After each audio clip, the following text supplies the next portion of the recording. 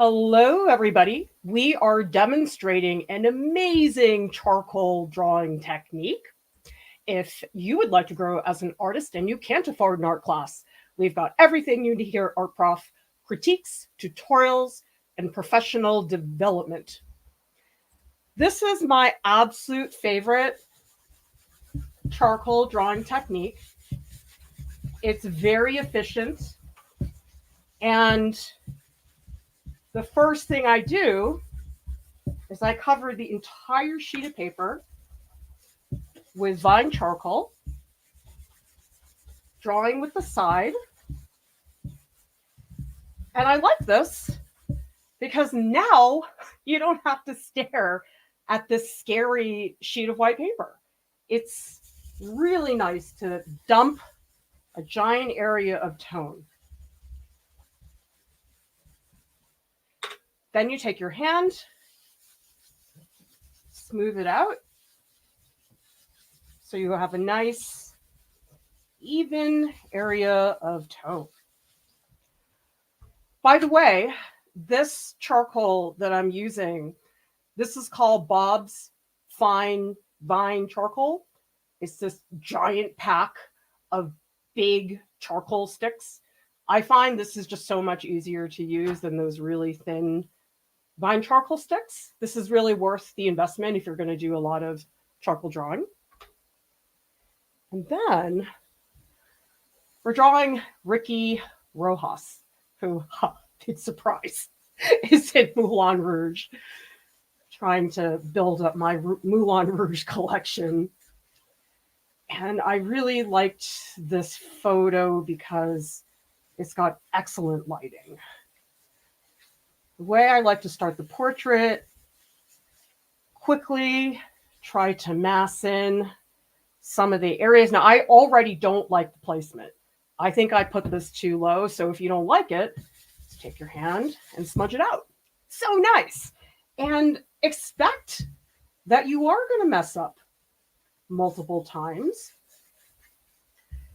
And tell yourself that that's fine, because it is.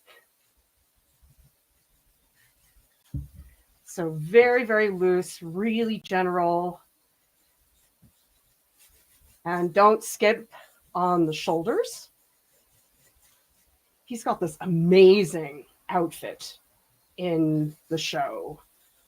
And obviously, I went to the show. I mean, I wish our debate was there, but yes, don't remind me. And he was really amazing, Ricky Rojas. Like, I was not anticipating that because I didn't really know what his role was going to be.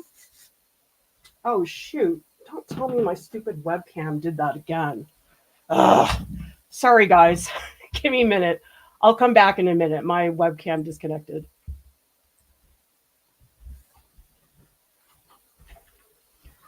I'm still here, though. I need a webcam that has a longer cord because I keep bumping it. It's really stupid. Okay, let's try that again. Tech stuff. Does anybody here feel like their whole lives is all about text? It's really absurd. Just every day, I'm troubleshooting this. Ugh. Tell me in the chat who here is also frustrated with tech. It's always like something new to learn, or I didn't have the right app, or Microsoft locked me out, still haven't gotten back in. Tell me, what is your latest tech gripe? What is the most recent thing to irritate you? Because, oh man, I have a long list. I will say, though, I do really like StreamYard, which is the platform we use for our live streams. It's a great platform. It's super friendly. So if anybody here is thinking about live streaming, this is definitely what to go for. Okay, I think I'm done.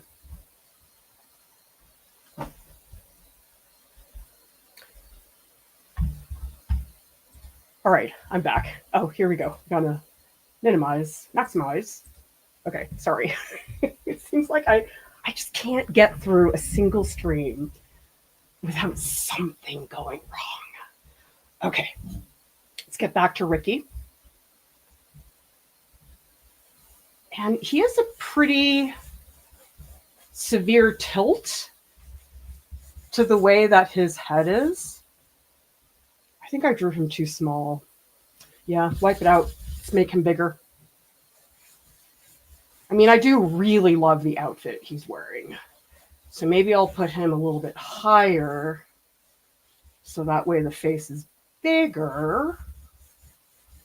And this takes time, placing your portrait, trying to figure out how big, how much space you want it to take up.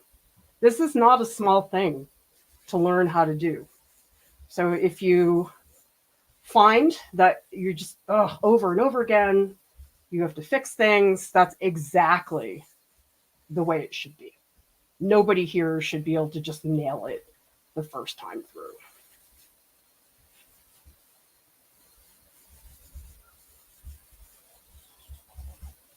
It's actually a little annoying that the hair is cropped off, but whatever, I'll just deal with it. Even things like the basic lines of the clothing. I was just talking to people about this yesterday because we did a workshop on gestural portraits and primates. It was so fun. I had such a good time. And one of the things we talked about was that oftentimes in a portrait, there is far too much emphasis on the facial features, and that you really have to provide equal attention to every single part of the portrait. So in this case, his clothing is incredibly important. It says everything about his character. So things like the suit that he's wearing, don't leave that stuff out. He's got a great mustache. I love his mustache. Okay, let's see what people are saying in the chat. Wait, what? Jay King? Clara, I was walking down the street in New York City the other day. Guess who I saw? Hugh Jackman. I was too scared to say hi, though. Honestly, I don't think I could. I just feel like it's such an invasion of their privacy. I know people do all the time, but I just don't know I could bring myself to do that. Yeah. Oh my gosh. Jay King, you're hurting me. Thank you so much for your support. I hate Microsoft. I'm so mad at them. I mean, it's their fault. I'm not using Skype anymore because I'm locked out of my account. It's so dumb. Yes, this hurts me. Everybody has a Hugh Jackman and Aaron Tveit story. How come I don't yet?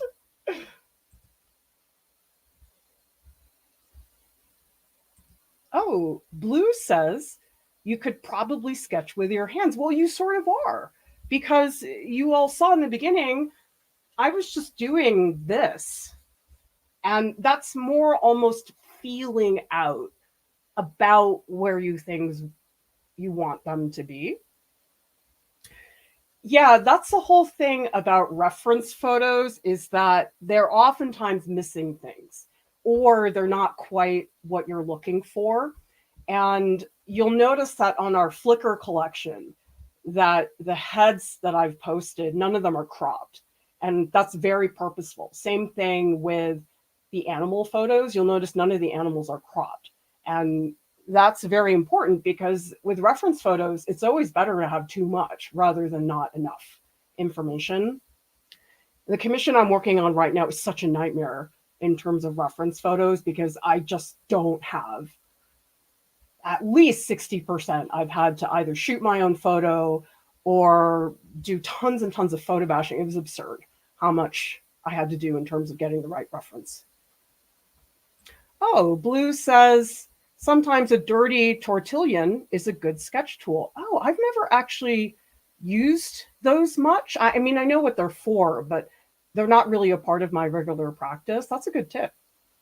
Yeah, Compute says the same thing. Oh, apparently I'm like the only person who doesn't know about that. That's really funny. Okay.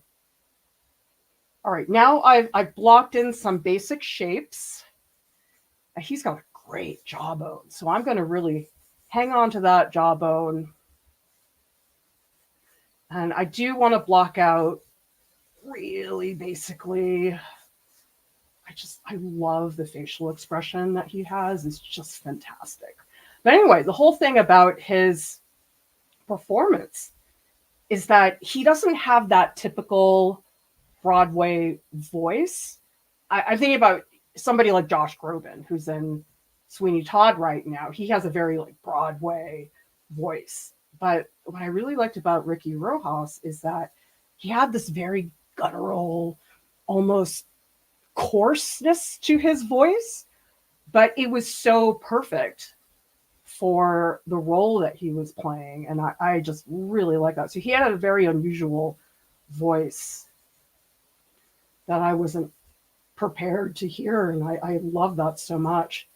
And I have to say, the side players, oh my gosh, they are so critical. I mean, they are in movies and stuff like that, but there are a couple supporting actors in the show who were phenomenal.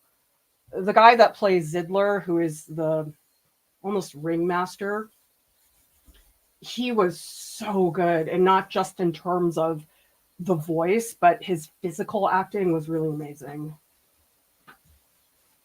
Okay, landmarks like the ear. The ear is not a bony landmark, but it's extremely helpful because I always compare, okay, what is the height of the ear to the height of the eye? And you can't see much of his neck because a lot of it is in shadow, but I do want it in there. I guess he's wearing, I think this is a scarf, the part I'm drawing right now. I mean, the costumes are just, oh, gorgeous. Oh man, he looks weird. Okay, I'm not even going to pay attention to how weird he looks. Oh, so this is what I do a lot with portraits. People ask me about proportions. Well, how do I know where things go, how big they are? So I make comparisons. I say, okay, here is the corner of his jawbone, and where is the height of the shoulder in relation to that? So if I really observe the reference photo, the height of the shoulder is not that much below that. It's like a tiny bit below. And so actually the height of the shoulder should be here based on the jawbone. Like I had it all the way down here, but the only way I knew how to do that was because I looked at it in relation to the jawbone. Because really the whole key to proportions is relationships. There's no, I mean, some people think there's a measuring system. I don't. And that's how you figure out proportions, is you make comparisons. It's not about saying, oh, the head is 7.5 heads tall. It's about saying, well, the ear is below the eye. That is, I think, it's a more organic way of working, but I like that better because I cannot measure things for my life. And you can see I'm taking a pretty boxy approach. This is more boxy than I would like it to be, but sometimes when I'm trying to really nail, this is the jawbone, that can be helpful. You can already see the cheekbone was too low. And let's get the mouth established because the mouth is going to help me with the height of the shoulder. So maybe spend some time on the nose. By the way, who's drawing along with me? Because I'm not going to be here in a little bit because I'm going to Japan for 2 weeks at the end of June. So there's going to be a little lull from us in terms of live streams. I've got other content that's lined up for when I'm away, but we're not going to have a lot of live streams pretty soon. Okay, I want to get more of that. He's got a great eye socket. Good for me. And the nose, it's more about the nasal bone. The other stuff is less important. What I'm trying to do with the nasal bone is to get the right angle and to really firmly establish it. For me, the nose is a really good landmark to start on the figure because it's in the middle. So a lot of people will say, well, I go eyes, nose, mouth. But the thing is, if you start in the middle with the nose, then you move up and you move down.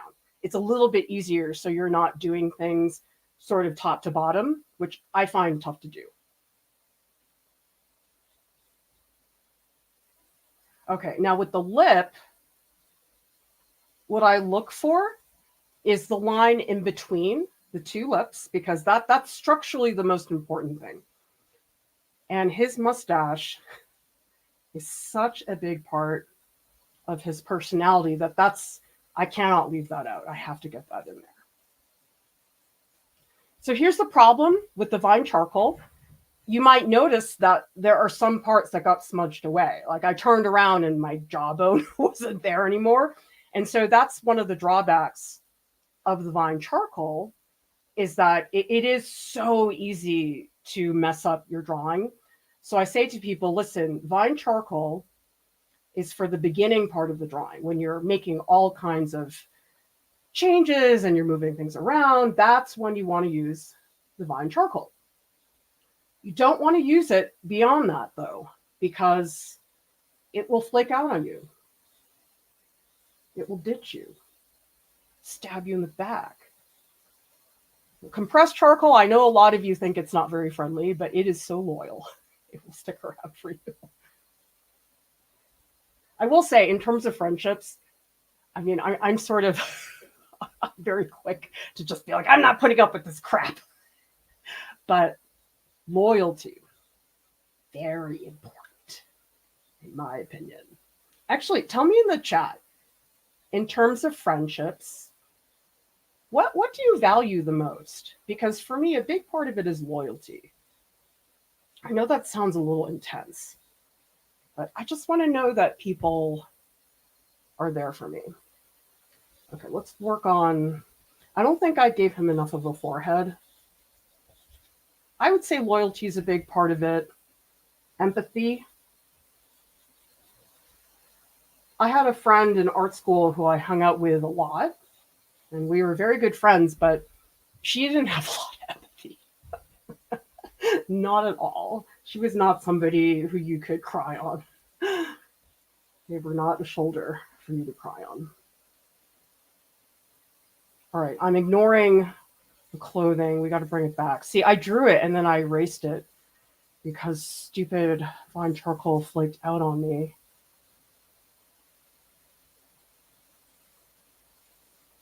Oh, I just love the costumes. The costumes are so incredible. I mean, imagine that they have to make a custom costume for every single actor who plays the part.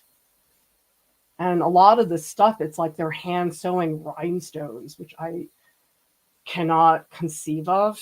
It's extraordinary, the craftsmanship that happens.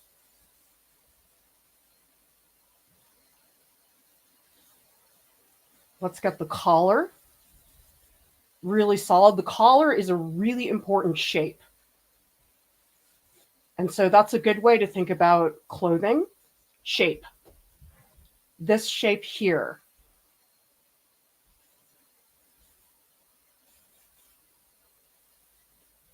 That shape on that side.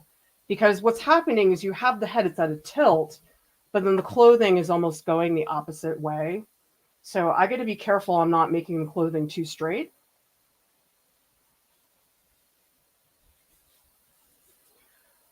Okay, taking a step back.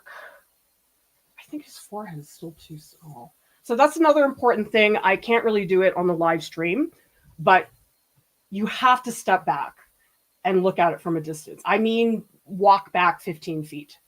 Because when you're up close working on things, you just can't see things very well.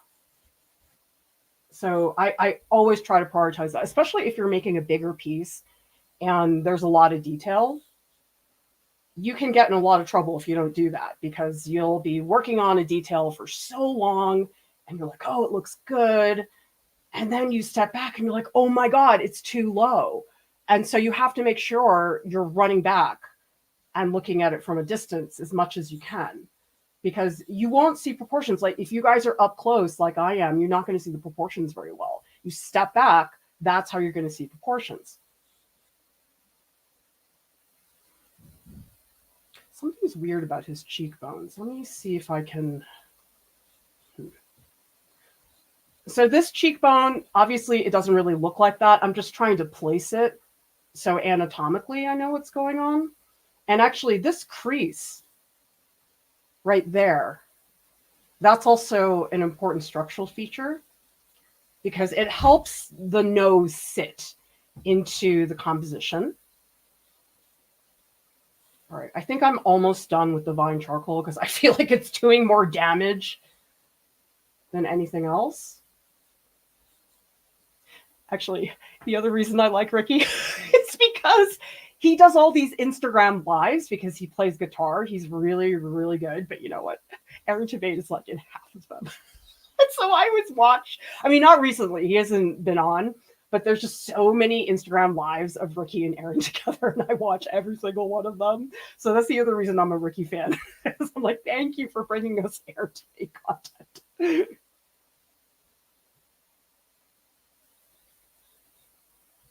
And then also this spot here, you can see I really emphasize that because that's where his beard comes in. I'm not sure I'm on board with the distance between the two eyes, so let's go back and reevaluate. I'm going to try to find the upper eyelid, and then there's this wrinkle under his eye. Maybe that will help. Yeah, so I guess cropping wise, I have to crop it here because there's nothing else going on. So I'm just making that mark so I don't forget about that cropping. I'm still not happy with this cheekbone. I think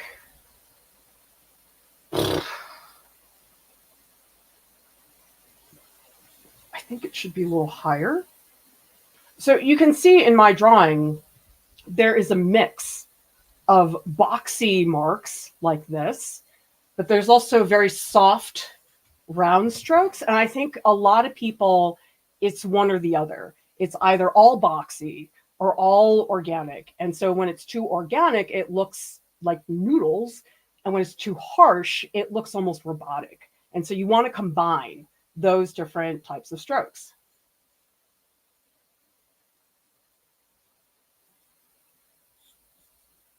Yeah, that's helping. Oh, the nose is such a disaster. So his nose comes up a little at the bottom.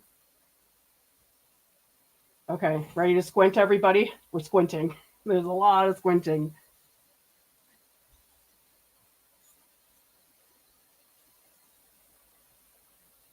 Oh, that's it. I think the jawbone is a little further back, and I think the ear needs to be moved over a little bit because I think this distance was not enough between the ear. Okay, and that also, I think, pushes his head back.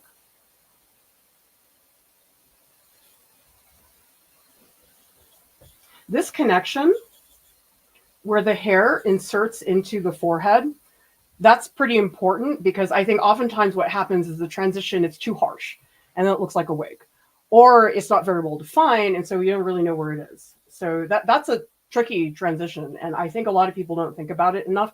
Anywhere that the hair transitions into the face, for example, this little spot here is very important. Even the top of the mustache is where it transitions into the face. Oh, Ricky, you're so cool. I love him. Squinting a little more. So I'm tweaking now. I'm not doing anything major. I still feel like, I think maybe, oh, the jawbone's a little more tilted than I had it. Okay, so then that pushes the ear over here. Does everybody see how many times I'm redrawing things? I must have drawn the ear at least 4 times by now. So never feel like, oh, I didn't get it the first time. No way. I can't do that. Impossible. Oh, maybe he's not tilted enough. I'm going to try to fix that. I think it's just a matter, I just have to bring in the beard a little bit. Maybe tilt the cheekbone a little more. Yeah, that would make me sad if I didn't get the tilt, because ultimately that's extremely important. Oh, that's good. Oh, yeah, that's what it was. I was missing the tilt. And so actually the ear is all the way up here. And oh, yes, this is it. This is it. I got it. Okay. I was missing the tilt. The tilt was not there. Oh, that's better. Okay. But then that moves this, and it also moves the eye. Yeah, because the right eye is higher.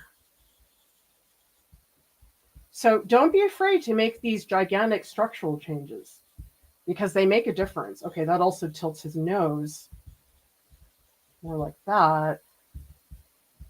Okay, and then the mustache is like up here. Oh my God, redoing the whole thing. Is that better? I think this eye needs to come up a little more. Forehead's not big enough. Oh, I love this eyebrow. All right, let's see what people are saying in the chat.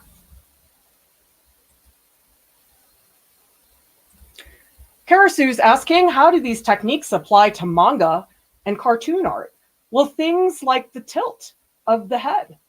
That's extremely important. No matter what style you're doing, figures have gestures. So if you have a manga figure and you make their head very upright when really they should be tilted, that's something you would want to fix, because there are certain things that are inherent to all images of humans. And I think every single figure, no matter what they're doing, has a gesture. You could be sitting down. There's a gesture when somebody's seated. Things like posture are very important. He's sort of leaning downwards, okay? So he's not really upright. And so posture is critical across art forms.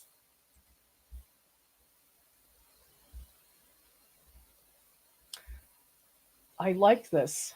We're getting deep. Ginger Sol says loyalty. Tom Cuke says empathy and reliability. Yes.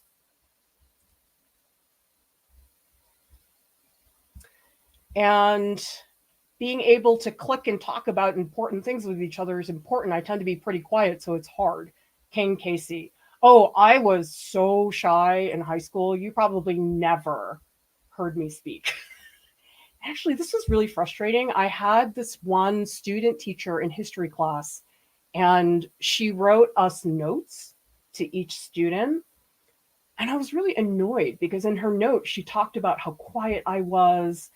And I was like, I don't need you to point this out. Okay, I know.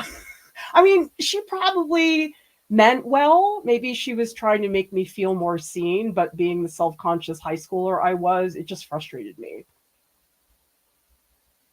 Manette says, haven't been feeling creative, so just watching. Question though, thinking of doing abstract paintings, but I'm not sure how much planning goes into that. Thumbnails, still, or more stream of conscious? Try both. Abstraction is a really different beast than when you're doing something figurative. And we do have a stream where I go through a series of abstract prompts. So maybe those prompts can help you, because I know that's really common. A lot of people are not really sure where to begin with abstraction. Like we have a prompt where you play a sound effect and you try to create a piece based on that. There's all kinds of prompts. Just look up Art Prof abstract prompts. You'll find it on YouTube. A scarf says loyalty, mutual support, similar sense of sarcastic humor is the best. Oh, I need that. Anybody who doesn't understand sarcasm, I'm sorry, you can't be my friend. You know, that's terrible, but it's true. Really good observation from Seven Angelic. There's this interesting perspective happening in the photo where it feels like there's this slight distortion. His forehead feels like it's coming closer to you. I was saying yesterday at the workshop that, you know something, even though a face is pretty shallow in terms of depth, there is depth. if you think about, okay, maybe your nose juts out more than, say, your mouth. And so the nose is closer to the viewer than your mouth is. And there are ways to emphasize that. Oh, good. Thanks, Carolyn. I feel validated. Who says the tilt works so much better now, though watching how the one change put other things out of whack is interesting. I think the mouth and beard still need to move a scooch to the right. Yeah, I'm getting there. And it's important to be willing to do that, because I know it's easy to look at the piece and say, oh, I didn't get the tilt, but I already spent so long on this. I don't want to bother going back to do that. But it's like at this stage, it's easy to do because it's still in fine charcoal. I can get rid of it. That is not a realization you want to have when you're 3 hours into a drawing. You got to fix it now. It's such a time saver to fix it now. And the tilt is critical. I mean, if I don't get the tilt, it's almost like you're missing half the point of the portrait. But it's true. You fix one thing, 8 other things have to change. And that's the part that I think people don't like, myself included. But necessary. DK says, my sarcasm delivery is so deadpan, people often think I'm being serious. I've gotten in trouble a few times. It's like, really? You don't understand? I'm like, so whenever I do it online, I always write sarcasm because I'm worried it's going to be taken the wrong way. By the way, tell me in the chat, who here has worked with charcoal? And what's your take? Do you like charcoal? Do you find it too messy? Do you find it frustrating? Because charcoal, to me, it's not my favorite medium for my own personal work, but I think it's incredibly helpful for beginning artists because you learn how to draw more boldly. It's very flexible because a lot of people, their first encounter with drawing tends to be pencil. And that's fine. But the thing about pencil is it does make you draw very tightly. And so I think charcoal is extremely helpful because you can't draw tightly. You got this big hunk of charcoal, that's not really going to happen. All right, let me evaluate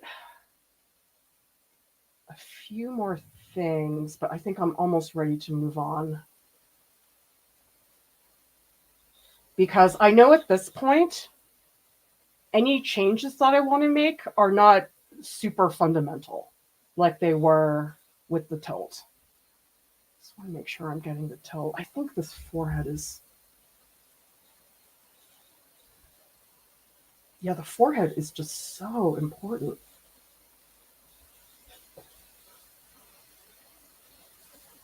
By the way, when I found this photo, I actually put it into Photoshop and I pumped up the contrast because it wasn't great. And so that's something I recommend. Any reference photo you use, you probably can't use it as it is. I go through and I make all kinds of changes to the references. I'll change the color, saturation, so that way it's closer to what I'm actually trying to do. Probably at some point, I will do a stream about the references for the painting I'm doing right now because, oh my gosh, I don't think I've ever come up with such a complex series of references ever. That's probably the first time. I think I spent a day just doing photo bashing, and that was, oh my God, it was so much work. And then even as I was working on the painting, I would realize, oh, shoot, this reference isn't giving me what I need. I need to go back and shoot another one. And so my poor husband had to pose for these reference photos. So when you see the painting, you'll see his hand holding something is the character holding something. That's my husband's hand. Oh, our partners and friends and family, they help us. Does anybody here in the chat, do you have a friend, a family member, a partner who helps you somehow artistically? Because my husband has to do the reference photos, and he oftentimes has to fix things if they involve construction. I'll have some canvas thing I'm trying to put together, and I'm like, please, can you screw this for me? Because you know what? I am convinced that being an artist, that it takes a village. You can't be an artist by yourself. It's just not possible. Here's a really good example.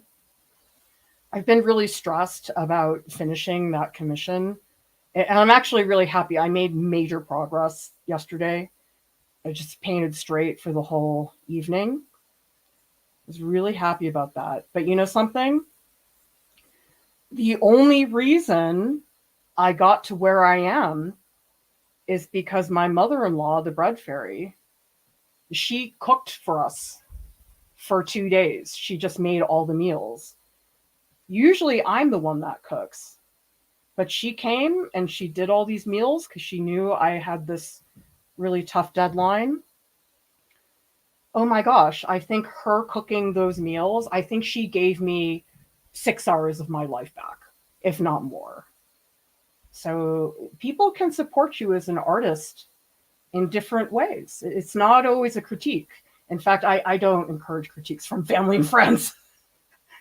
They mean well, they really do, but they are not helpful most of the time.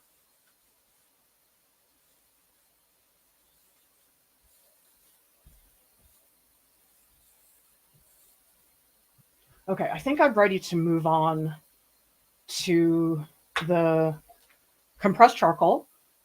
So this is the compressed charcoal. Usually it comes in a very long stick. I always try to make it small like this because you know when it's too long, it's very difficult to use for tone. And so I usually like it about that long, maybe a little bit more. It's up to you. And the whole point here is to go in and block in shadows. So that's the whole concept behind this ground is that not only does it get rid of the white of the page, but it's now a reference point in terms of value. So this is a mid-tone gray. And then I come in with the compressed charcoal, I add the dark values, and then I'll go in with an eraser and I'll remove the highlights. So it's this middle ground. So if you have a white sheet of paper, everything you put on a white sheet of paper looks too dark. Here you can very visibly see highlights. It's amazing. That's why, see, it's an amazing charcoal technique. It's terrible, you guys. I've leaned into the clickbait because you know what? I did, and the numbers went up. It's just like, I really feel like it's a language you need to speak. Okay, so what I'm going to do, block in big areas of tone. And by the way, you don't want to press too hard. If you press really hard, it's difficult to erase. So I'm putting it down so you can see it, but not more than that. So for example, if I went and I did it like this, that would be terrible to erase. You could, but it's a lot of work. And so you can see this is visibly darker than the vine charcoal, but not by much. Actually, this crease is pretty important, so I want to get that in there because basically what you're doing with the compressed charcoal, you are solidifying what the vine charcoal already has. This vine charcoal is so light. I mean, I could blow on it and it would disappear. So really what I'm going through is I'm solidifying what's already there and I'm blocking in a lot of tones. You will lose quite a few of your vine charcoal strokes. And when you start with this, it is going to look like a mess. It's going to feel really, really sloppy for a little while. But my whole thing is you make a mess and then you clean it up. Because you know something, it occurred to me the other day, because a lot of you have talked to me about being worried that you'll mess it up or feeling intimidated to get started because you're worried you're going to make a bad drawing. And I get it. I feel the same way. I'm just erasing this spot because I made a, oh, whoa, that looks terrible. Yeah, that is so not. I'm just erasing here to get rid of that wacko nose that I had. So it occurred to me, okay, well, why do we feel that way? Part of it is that we say, oh, well, I really want to do well. Who doesn't want to do well? Myself included. But I think actually the heart of that feeling, to me, it comes from feeling like you can't fix it. Putting something down and thinking to yourself, that looks terrible. Oh no, there's nothing I can do about it. That, I think, is what stresses people out. And it occurred to me that one of the reasons why I really like acrylic paint now, we're best friends now, is because it's so easy to fix things. You can always paint over it. And I've been doing this thing, I don't know why. I'll always paint the text and then I'll always repaint it. I don't think I've ever done the text once and left it. And I love that flexibility, knowing, oh, Clara, if you mess up the text, you can just redo it. It's fine. And so I wonder that's my new theory. So I'm wondering, do you guys think that's right? Do you think that is part of it, is feeling like you'll make a mistake and you won't know how to fix it? Or maybe the medium you're doing won't let you fix it because there's some reason, like marker, you really can't erase it. Although there are other ways of fixing things. It's not always erasing that does that. And that was such a revelation to me because I talk to so many people who struggle with that feeling. And I feel like in some ways that makes it feel a little more concrete.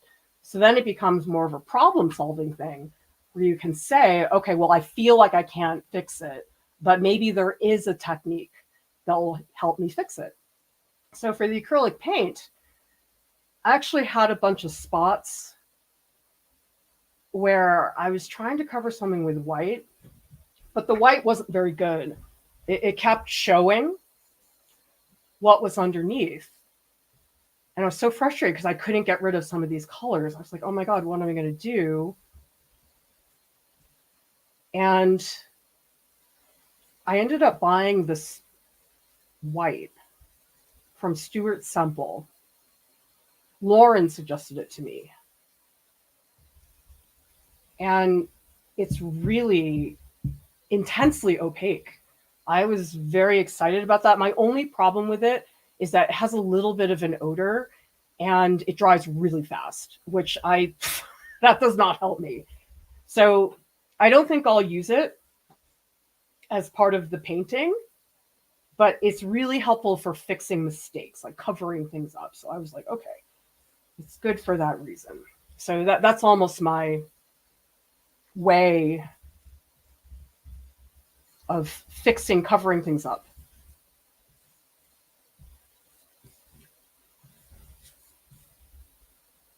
I'm going to keep the clothing very gestural. Oh, you know something else? This is too low because it actually lines up with his lip. Oh, okay, so it's more like that. Great. Let's get some of the scarves. So I'm pressing hard enough, but not so hard that it's really difficult to erase. Okay, now here I'm just going to block in a big area of tone, but then I'm going to go in harsher with a darker line so I can put in the jacket. That will get fixed more later on. Isn't that fun? How quickly it comes together? Once you get past that initial stage of the setup, the technique happens very fast. That's one of the things I like about this technique.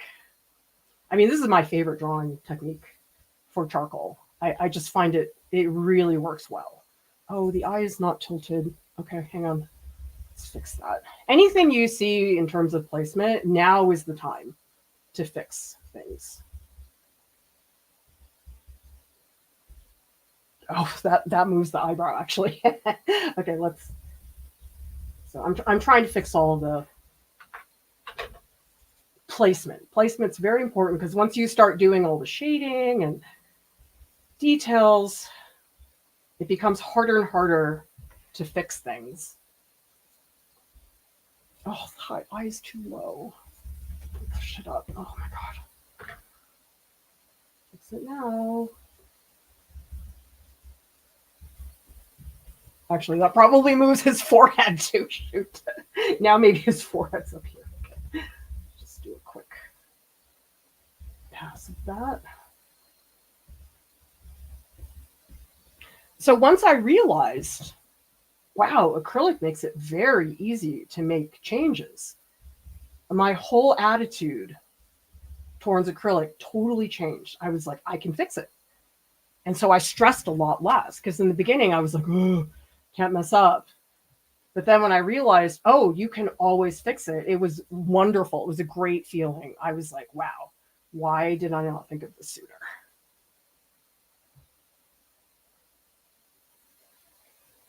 Squinting. Okay, all this has to be moved.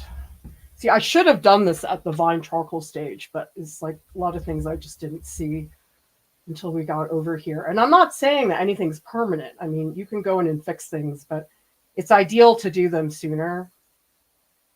Of course, that moves his neck back. And that moves his collar. So it's more here.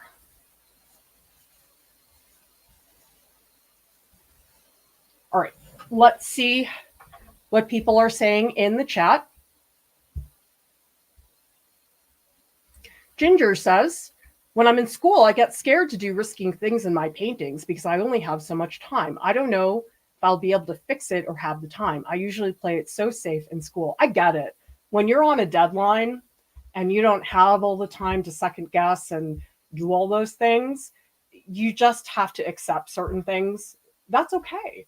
You don't have to do A+ work all day long. You can't. I don't know anybody who does. I think most of the time I'm doing B+ work. I love doing A+ work, but I rarely have time to do that. Tal says, I have a hard time getting into that mindset, having spent so much time doing watercolor first, where there's really no going back. This is not so much going back, but this is what helped me, Tal, is sure, there's the brush part when you're doing watercolor.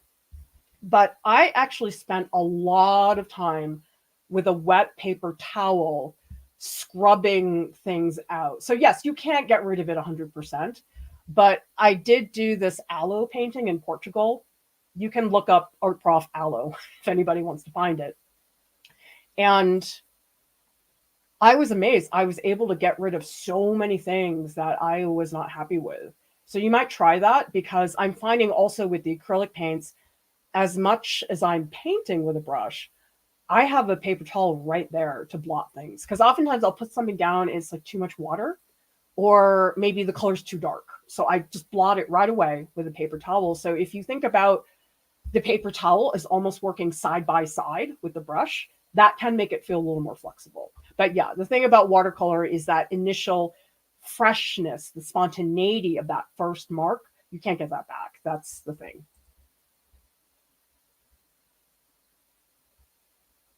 Oh yes, King Casey. Highlights are coming very soon.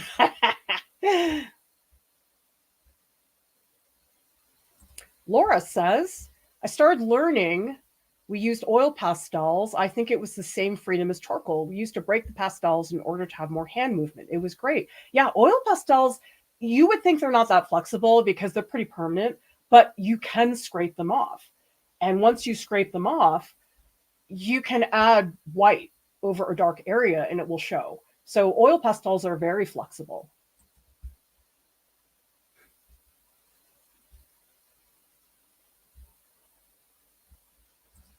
Oh, we've got some helpful partners. Husband is my rock, says Carolyn. I ask him for opinions. He enthusiastically supports my interests, is interesting in more discussion than just that looks nice. Oh, you're lucky. Carolyn, my husband won't talk to me about my stuff for good reason. I mean, it's a little too close for us.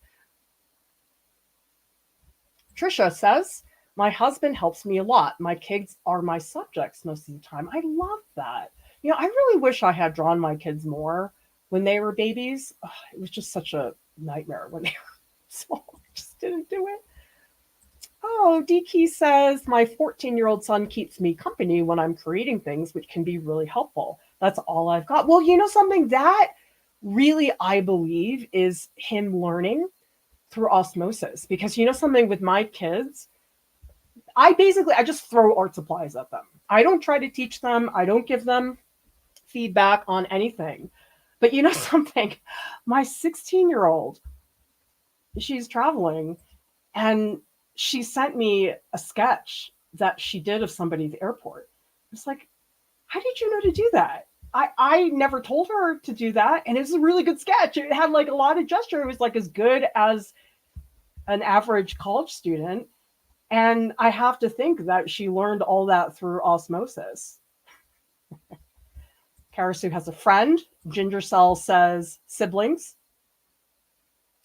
And we also have Sound Angelic partner, brainstorming and motivation. King Casey, big multi-figure piece. Had to go around and ask my friends to help pose for references. Oh my gosh. That is like, to me, that is the most foolproof thing to ask friends and family. I mean, you have to direct them. You have to get them to do what it is you're looking for. But this is really, really helpful because you can't shoot yourself for references sometimes. You need something that's like a full figure. It's impossible to do that by yourself. Kathy says, I wonder if you could do something similar with really soft pencil and a light touch for the early stages of the pencil drawing. I have done it with graphite powder, Kathy. And you could, with a very soft pencil, you could tone the whole thing, but it would take a while. The graphite powder is so fast. It's like you put it on and then you've got a tone. And we do have a video on that technique. So if you go onto artprof.org and you put into the search bar graphite powder, you'll find that tutorial.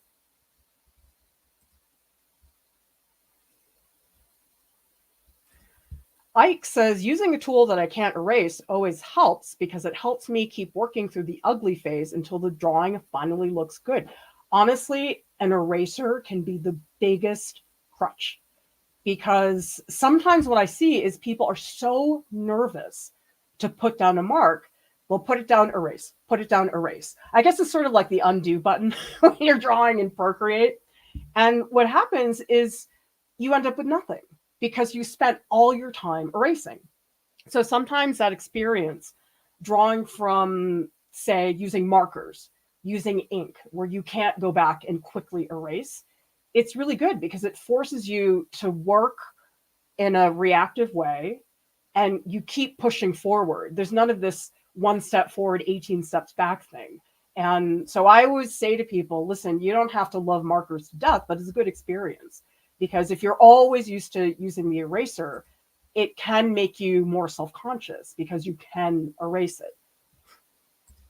Yeah, the one thing, Kathy, graphite powder is so disgustingly messy. And so if you do it, put something on your floor because it's gross. Yeah, Tal sums it up very well. That's why I like media that feels more permanent. It forces me to go with the spontaneity and working with what happens. Absolutely. All right, let's get back to Ricky. I already can see he does not have enough hair. He's got, actually, I need to crop a little higher, I think, because I switched some things. So let's crop it more there. Get rid of that initial line. So you want to hear my plan? I'm always scheming. I'm going to post this on Instagram, and I really want Ricky to see it. I want him to repost. We'll see if he does. This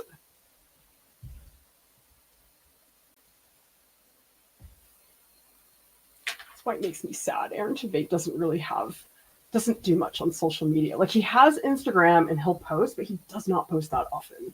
It makes me sad. I guess he's like not that into social media. So I just pushed the forehead up and then immediately I pushed it down. That's really common. You do one thing, you take it back, and that's fine. Okay, there's also this one plane. It's part of the eye socket. It's not that dark, but I want it in there because, yes, value-wise, it's not like that. But this is a plane. And so that's something I try to find in a face. I say, where's the plane?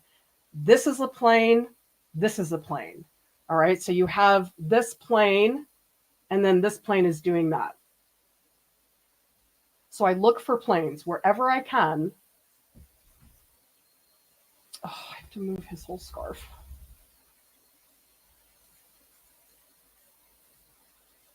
Is that?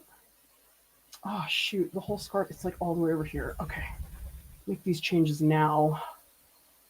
I guess because I was messing around with some of the other things, it started to screw with the clothing.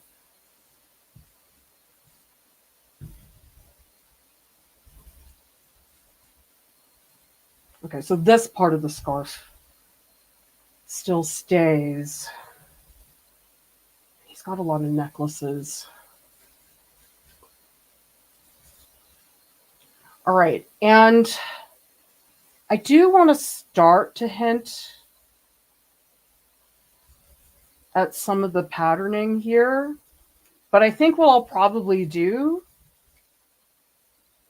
is I'll make it dark and I'll pull it out with an eraser. That seems to be the better way to go, but I am going to try to approximate some of the bigger patches. Okay, so you can see I'm not drawing the pattern, but I'm suggesting that there's something there.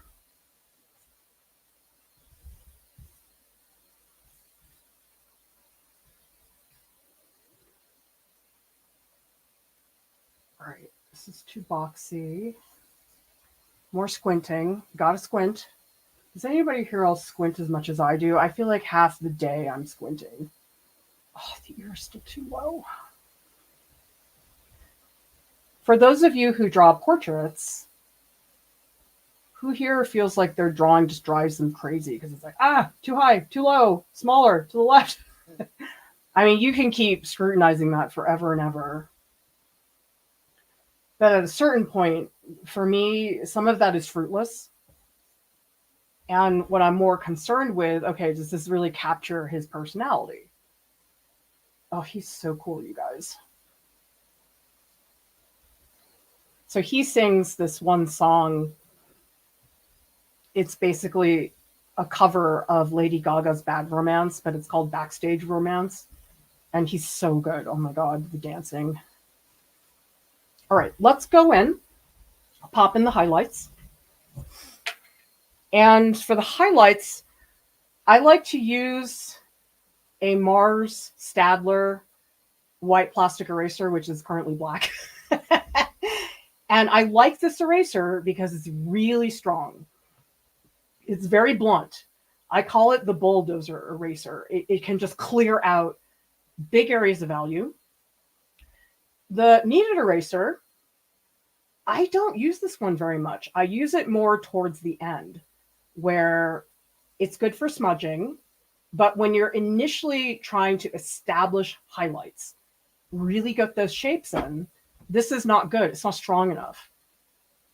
This eraser is awesome. So, okay, I love this part. It's so fun. And I try to do it in a very blunt manner. And this, you got to press hard. Sometimes when I used to teach university, I would have students use this eraser. They go, mine doesn't work. I'm like, you're not pressing hard enough. Press harder.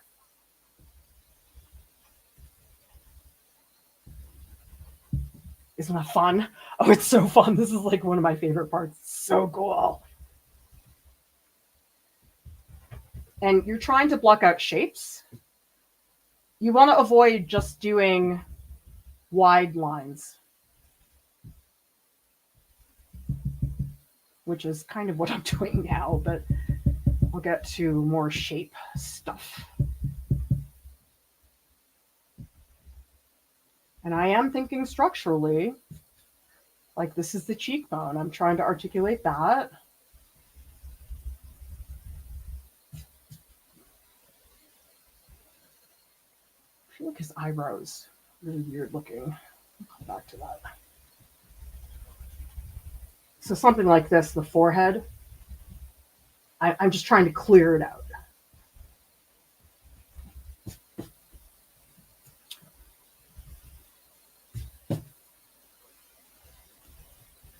So you're doing the bluntest, the biggest shapes, and you're not trying to smudge anything. So I know with charcoal and soft pastels, there is that temptation to smudge everything. But my problem with smudging, I mean, honestly, it's a control thing. Because when you smudge something with your fingers, so look at this, there's a mushiness to that. There's no tension. But you can see when I do it with the eraser, there's a movement. Like the stroke is going in a particular direction. When you smudge, it's not going in any direction. So for me, the eraser, it gives you direction of your stroke, but it also provides tension because there's tension in muscles, there's tension in the skin.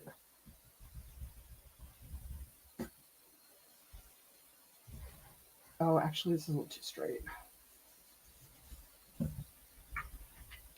And you know something? I'm not going to go for super realistic detail. Let's try to channel John Singer Sargent. If there's anybody who I recommend for charcoal portraits, John Singer Sargent, he's the way to go. Or for somebody more expressive, Frank Auerbach. Two very, very different ways of using charcoal. I love them both. So check them out. Just look up Frank Auerbach charcoal drawings and you'll find them. They're amazing. Oh, I love them. They're so emotional. They're just wonderful. So this, again, this is too dark. I'm not going to leave it there, but it's there for now.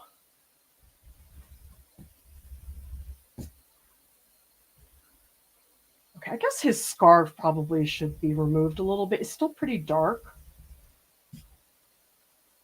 But I'm going to lift it a little. Not the way I was at the top, but just a hair. So at least there's a very clear value change. And actually, you can see a little bit of his shirt.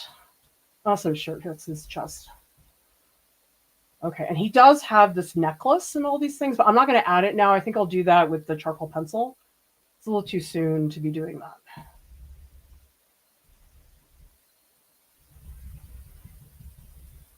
Let's go back and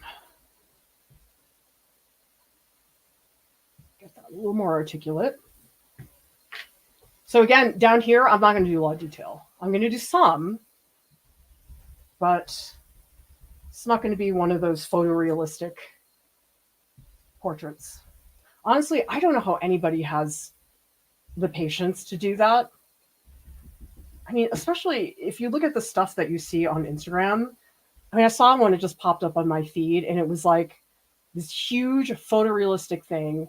And the person wrote, oh, this took me 90 hours. I'm like, dude, I don't have 90 hours to spend on anything except maybe Benedict Cumberbatch movies. I'm sure I've logged more than that over time, but I just like couldn't conceive how people have time to do this. I mean, I guess if you don't have kids, it's probably a big part of it. Yeah, there are a lot of things I could do if I didn't have kids. It's like, wow, I would be like rolling in cash if I didn't have kids. And I'd be less stressed and I wouldn't be sleep deprived. But then I wouldn't have my kids. For those of you who have kids, do you think this is true? Somebody said this to me once and I thought it was brilliant. They said, having kids is the best and worst thing to ever happen to you. And it's true. It's like some days you want to wring their necks. And other days you just love them so much. You just don't know what you do without them. All right, might be time to bring in the kneaded eraser. I still feel like he's not wide enough. Squinting. It's here. I think he was a little more. Oh, this one spot is driving me a little crazy right now. And you know what I find is stressful about portraits, it's like the most minor change helps or hurts. So I was doing the painting the other day and something wasn't right. And then I looked at it in my phone as a little thumbnail, thank goodness. And it turned out the eyebrow was too short. And you know something, the second I added a quarter of an inch to the eye, it looked better. I was like, wow, it's like the tilt I was talking about. Like there'd be something inherently not good if I didn't get in that tilt. So I'm going to try to really retain my strokes. Like stylistically, that's my plan, is to show my strokes.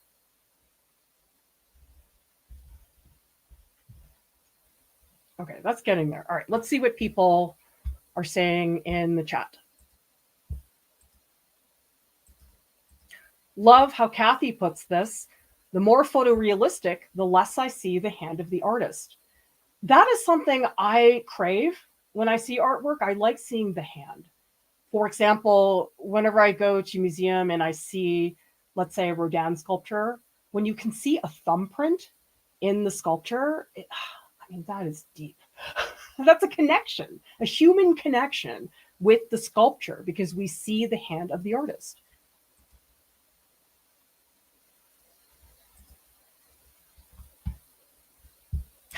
Is Art Prof promoting that having kids is bad? I'm promoting that it's the best and worst thing to happen to you. That's what I'm promoting.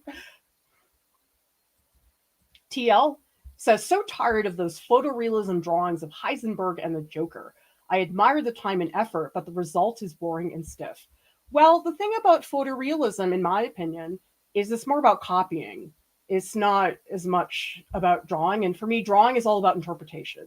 So, for example, maybe some of you are drawing Ricky with me. You'll draw him differently than I will.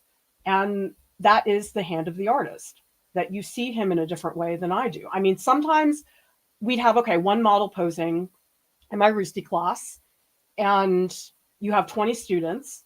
And when you walk around the classroom, every person in that class draws somebody differently. Same model, totally different drawing. We had this wonderful model, Brian, when I was a student there. And some people would make him really scary looking. He was great. He was such a softie, but he was this like big guy. And then other people would make him look so kind. And I just think that's brilliant. Seeing the model through that artist lens. I'm using their eyes, which I think is fantastic.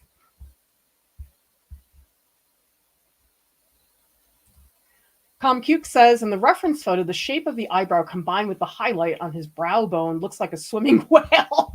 I do. I mean, that eyebrow is so dramatic. To me, this portrait is about that eyebrow. That is the star of the show.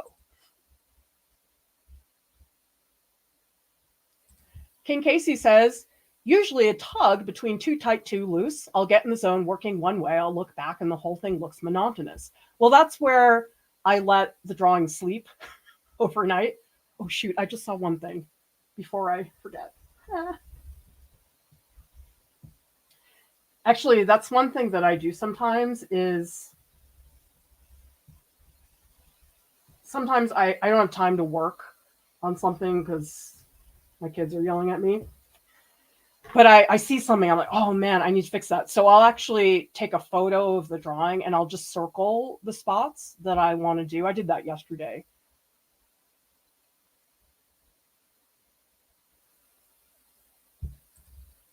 Laura says, when I started learning, my teacher used to say, it's just a piece of paper. Don't like it, throw it away. You could feel the collective cringe every time he said it. Now I know what he meant. Yeah. The other thing too, we're talking about being able to fix your drawing. I think a lot of people throw in the towel too soon.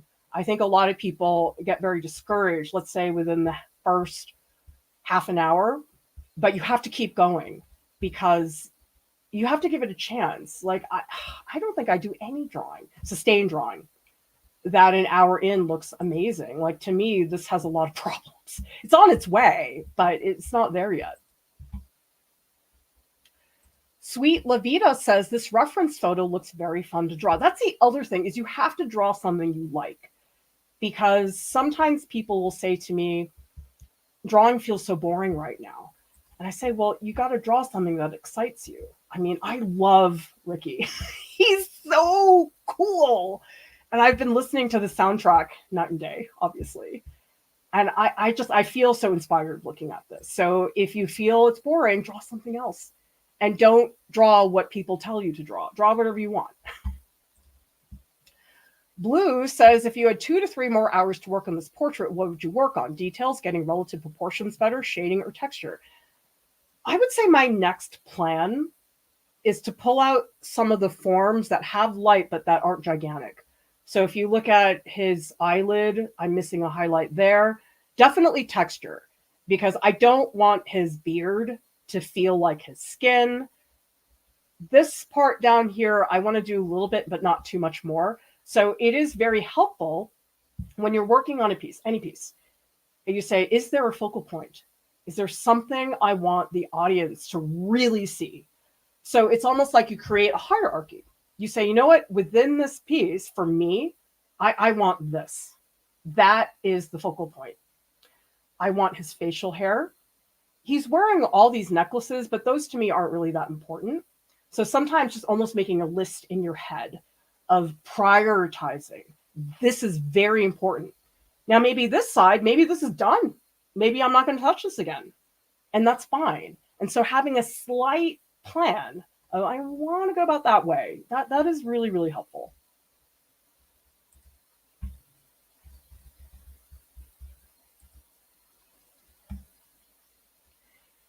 And King Casey says, I paint somewhat realistically too sometimes, but I always make an effort to express something, show my hand as an artist, so mega-tight photorealism just bugs me. Yeah, I'm sorry, I'm not a fan. We actually have a stream on it. We stream about everything. If you just type in Art Prof Hyperrealism, you'll find it in YouTube. Oh, you know what I didn't do? I didn't do the background. I got to catch myself there. I don't want the background to be anything that dramatic, but I do think some of these patterns in the back would help. And it will make the face pop a little more.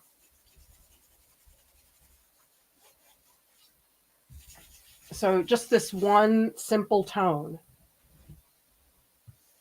helps. There is this slight rim lighting here. I don't think I want to do those highlights in the back. I just feel like they'd look a little awkward. So let's just make this part dark. And then we'll let this part, maybe I'll make it dark at the top and have it go down lighter towards the bottom. That will also help the hair be a little bit more atmospheric looking.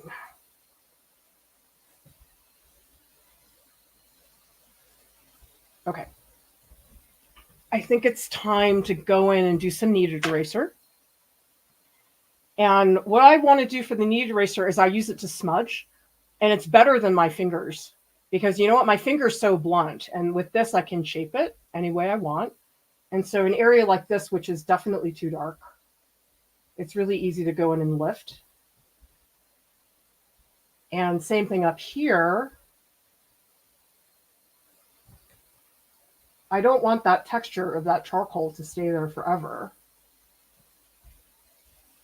So it's a good way to just go in and make things a little smoother. And again, pushing things in a direction.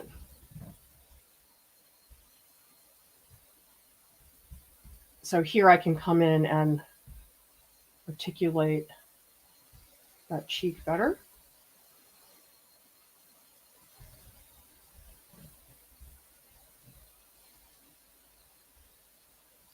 So you'll see the kneaded eraser, it doesn't clear things out. It adjusts. It's not the same thing. I probably should save my eraser stick for the lip. Let's see. do need the pocket of the mouth. I didn't really put that in earlier.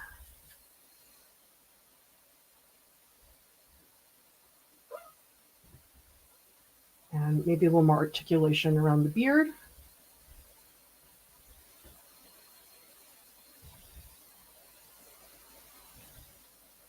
Also, I have been thinking a lot about edges because it occurred to me that a lot of the times the reason why something looks flat, it's oftentimes because the edge is too harsh. So yes, you want harsh edges in a couple spots, but when lines are too crisp, it has less depth. So I'm doing that a lot in my acrylic painting right now, where I'm softening up a lot of edges, and it helps so much.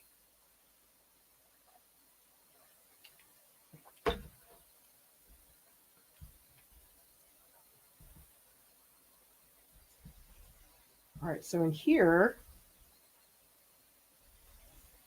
this is his chest, so I want that nice and smooth. And I might do harsher strokes over here.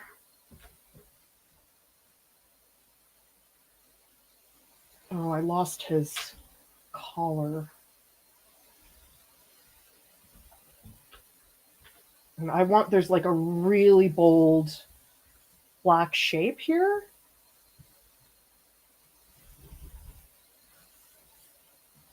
So that's where shape comes into play. There's another shape here. That's pretty dramatic.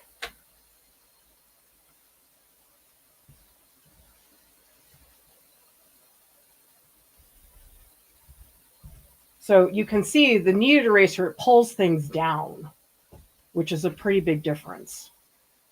It shows that direction. Oh, sorry, my webcam is blowing out all the whites. Well, if people can come to the chat in the Discord afterwards, you'll see a better version.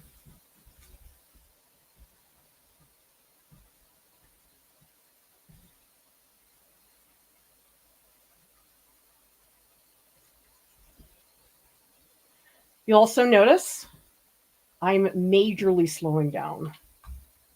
Oh, you know, this got, I think that got too, oh my God, it shrunk.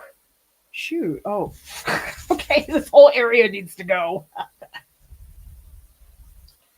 Which is why I'm glad I didn't spend too much time on it. Okay, so I'm going to line this up like it's about where his beard is, this little spot.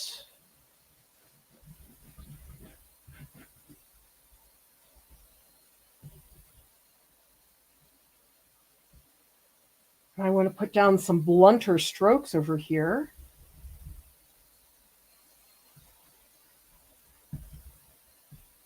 I'm going to start, you know what? Let's get in my eraser stick for the pattern, because I'll be sad if I chicken out on the pattern. So the eraser stick is a phenomenal tool.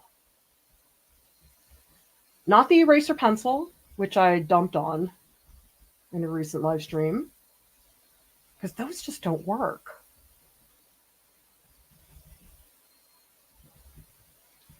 So yes, this pattern, it's not remotely as bright, but it's very easy for me to go in and fix that.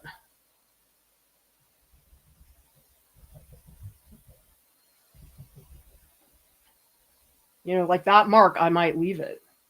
I don't need to get all specific.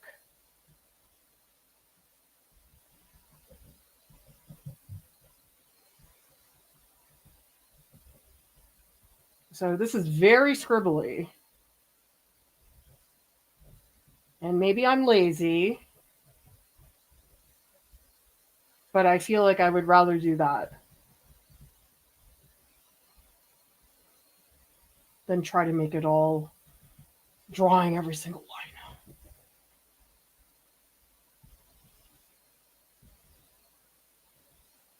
Tell me in the chat, what kind of erasers do you guys like? Because to me, the whole thing about an eraser, it's a drawing tool. A lot of people make the mistake and they think about it as just for getting rid of mistakes, but it's not. I mean, it's my favorite drawing tool. I feel like I like it more than I like charcoal in a way. I feel like I spend more time with the eraser.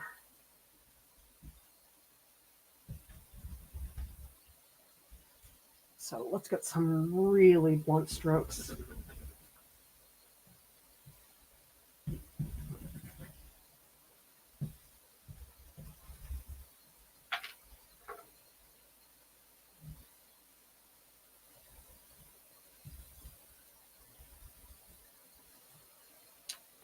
I think I'm gonna, oh, this, I need this little highlight down here at the bottom. So you can see the kneaded eraser is really here for subtle changes. It's not here for anything that's supposed to be super blunt. It's a very different type of eraser than the Mars plastic eraser.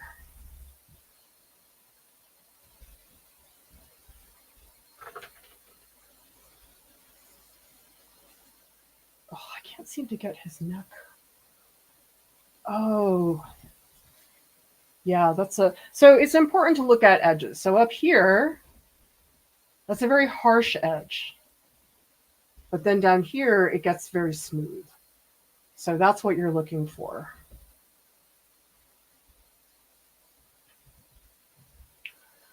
Oh, you know what?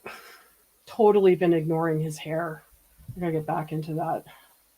So with hair, you look at the direction of the hair. So his hair, it comes down like this. It's a little hard to see, but that's to me the most important part here, the direction. So it's almost dangerous to fill in the hair. And then the hair on this side, it goes up. I guess this hair goes. Ooh, I like his hair. He's just so cool looking. I love you, Ricky. He's so cool. Okay, I'm gonna get bolder. Boulder, come on, kick butt. You know, sometimes I feel like a volleyball player again because I played volleyball in high school. I was so into volleyball. And when we started a game, you know, you do that like, let's go, blah, blah, blah. But it's like that stuff helps. It helps with drawing. Coming in and saying, yeah, let's go. I'm a badass. Right? Oh, and there's this beautiful, oh, I love this. This is really good. This highlight. And then there's another one coming down. So this is a really cool lighting effect. Actually, Vermeer did this all the time. This rim lighting. You got some really cool effects. Okay, a little bit more with the kneaded eraser. I'm not quite done with it. Might have to bring in the charcoal pencil pretty soon.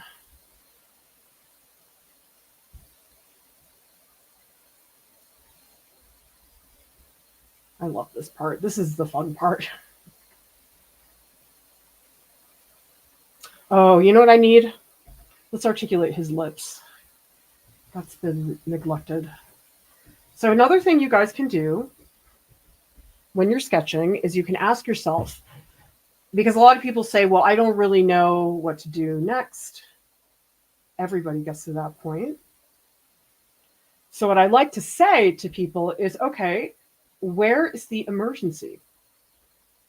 What is the part of the drawing that is visibly the least finished? Where is the emergency? So for me right now, it's the mouth, because the mouth is a wreck.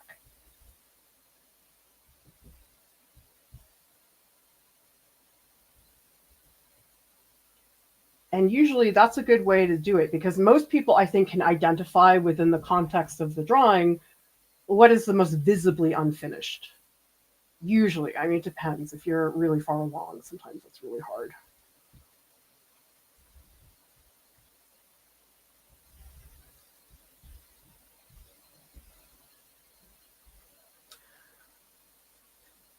Oh, those lips do not look good.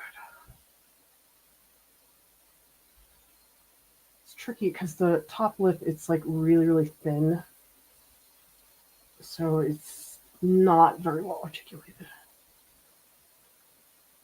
And you know something? I do need to draw the mustache with the lip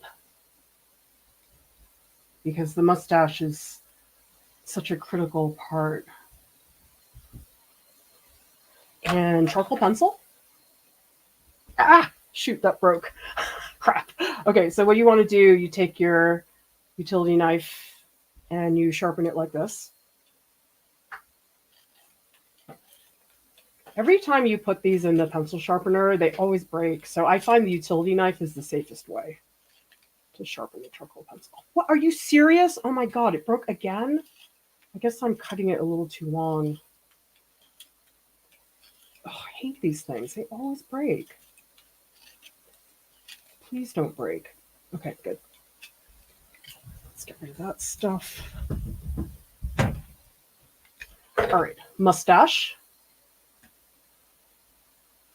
So this is like a really harsh stroke.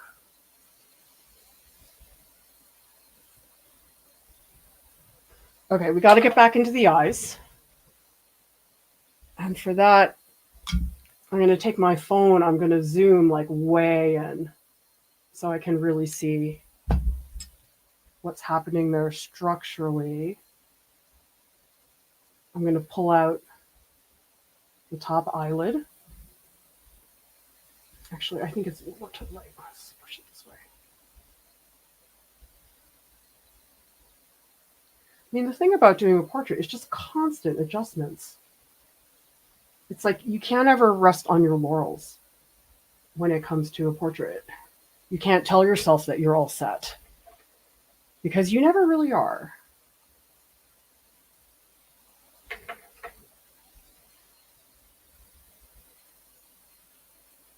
So I do use my finger a little bit, not that much though. It's not common for me to do a lot of that. Oh, I wish my webcam wouldn't blow everything out. I'm sorry you guys can't see that very well.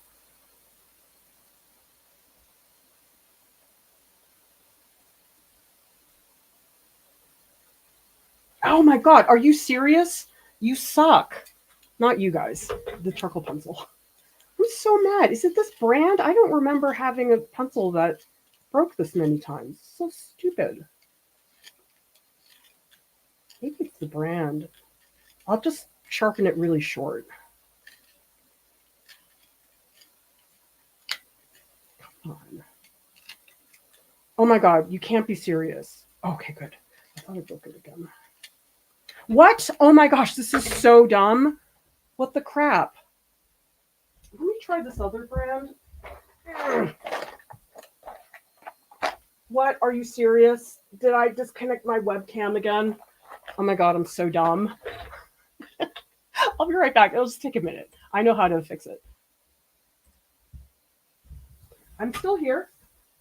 I'm just an idiot, and apparently, I think I need a webcam that has a longer thing. Let's try this again. Talk amongst yourselves. I'll give you a topic. Have you ever bought a print from an artist? Because you know something, I didn't grow up with being able to buy a print from an artist. I mean, when I was a kid, you had to buy things through a retail store. You couldn't do it any other way. But I've been working on getting these prints up for my shop. And I can't believe what you can get now. So I'm in this rather odd situation where I am making prints, but I don't have the experience of buying a print, which I think is a little weird. The same thing with YouTube. It's like I didn't grow up with YouTube, and yet I have a YouTube channel, but I don't really watch YouTube. It's sort of hypocritical. I just don't have time. Too many other things. Okay, we're back. Sorry, everybody. I know that's really stupid. Okay, let's get back to Ricky's eye.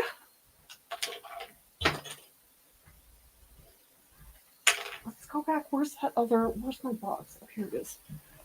I'm going to try a different brand. Although, I wish I had a soft one. This is medium. All right, well, let's just try this. If it's terrible, I can go back to the other one.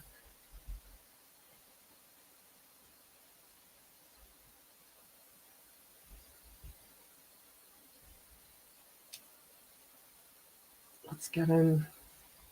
Okay, that one's, oh, wait. This is like a different color. This one's more gray. Okay, I don't like that. We have to go back to the crappy one.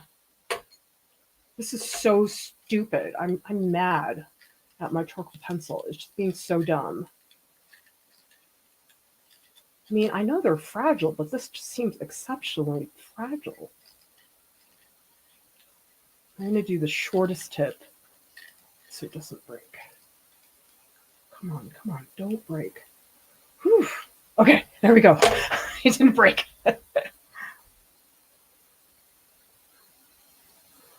Well, it looks like he has all kinds of eye makeup on, which makes it really cool, in my opinion.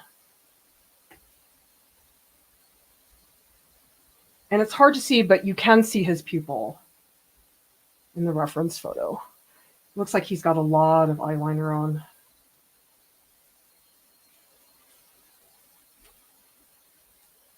I mean, the makeup people are extraordinary. I cannot believe the effects that they get. I was never into makeup. I guess my mom wasn't really either. But it's not something I ever paid attention to. But I know it's something a lot of people really like and spend a lot of time on. Okay, so you can see I'm getting into more of the nitty-gritty. Want to get this shadow a little more nuanced.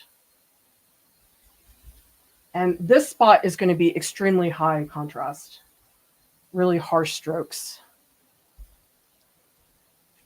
especially this eyebrow. It's the most amazing eyebrow.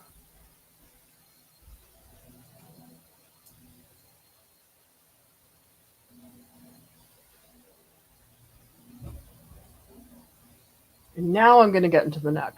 Not the neck, the nose.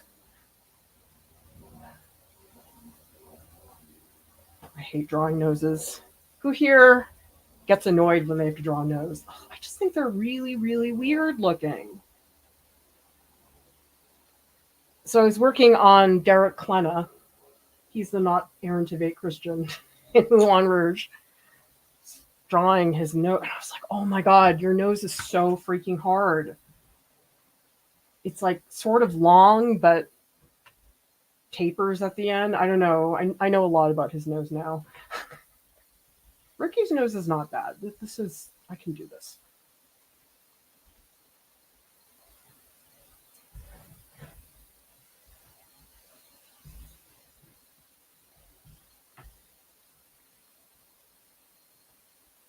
All right.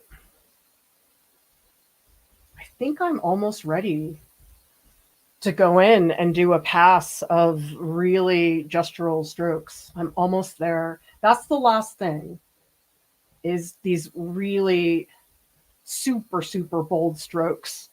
The strokes that are very raw and blunt, because those to me are really what gives a charcoal drawing almost a type of bite. I don't know if that makes any sense to anybody here. But it's basically what keeps the charcoal drawing from looking really mushy. It gives it a little more structure.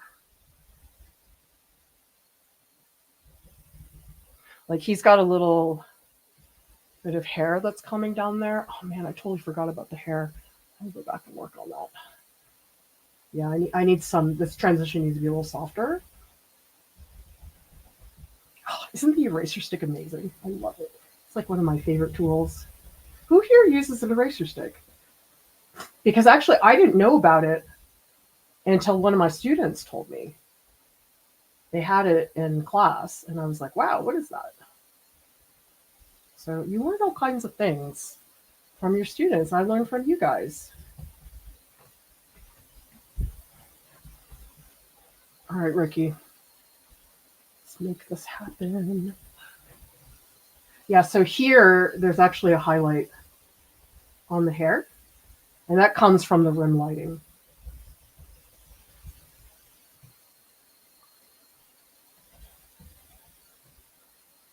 So I might smudge a little here, but I really prefer more of the direct marks.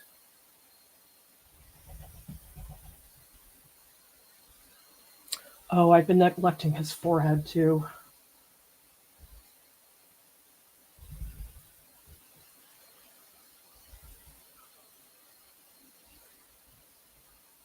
Oh, and there's this little, okay, this is going to make the eyebrow pop.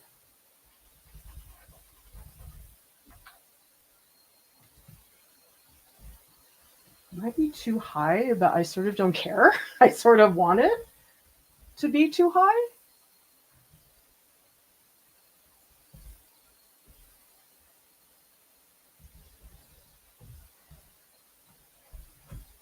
Because you know something? The accuracy thing, ugh, whatever. I'm just not interested in that.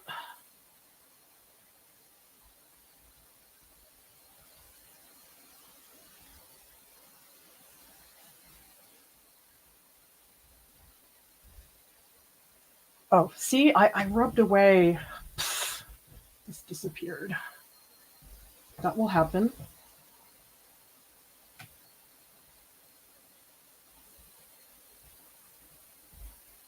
Bring it back. Also, I also lost the jawbone.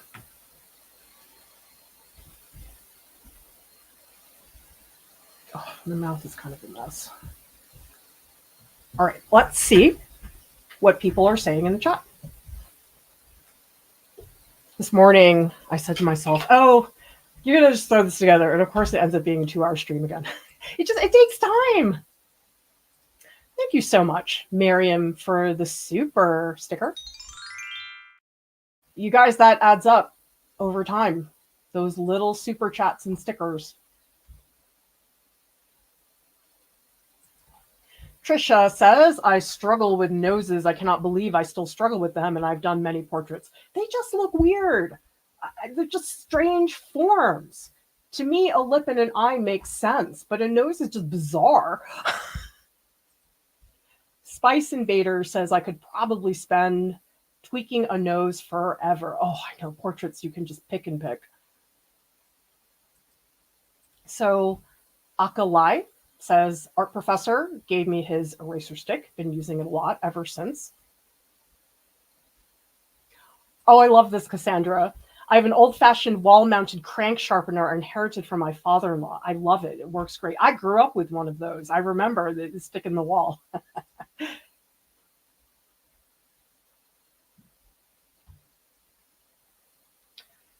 And Karasu has bought small prints at anime and comic conventions. Yeah, that's a big thing. My kid went to a convention and came back with, I think, at least prints. Okay, Seven Angelic has bought from local markets. Punk Old Junk says some pencils that get dropped a lot may have cracks inside. Oh, okay, that would be me. Absolutely.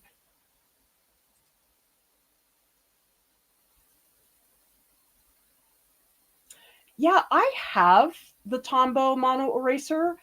For some reason, it's not strong enough for me. It doesn't remove as well as the General's one. I mean, it's totally personal taste. Okay, so George uses the kneaded eraser the most. Punkle Junk likes the pink pearl. Hey, if it works for you, great.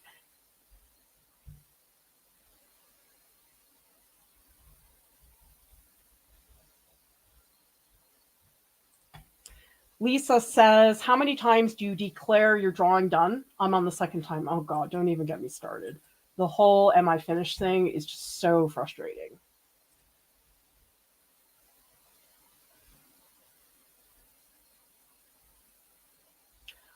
All right, let's get back into it. I think this might be the last pass. Who knows? Might change my mind in 3 minutes. Okay, Ricky, we're going to give you some tension. All right, so now this stage, I'm going to put in marks and I'm just going to put them down. Really, really bold. Here we go. Ready? So I discovered that it's funny. You would think really bold gestural strokes, you would think, oh, they're so gestural, therefore I have to draw them fast. But you know, I found it's the opposite. That actually, to make something feel really gestural, you have to draw slow. And that's what I'm going to do right now. I'm actually going to slow down the process a bit. So that way I really can do those things.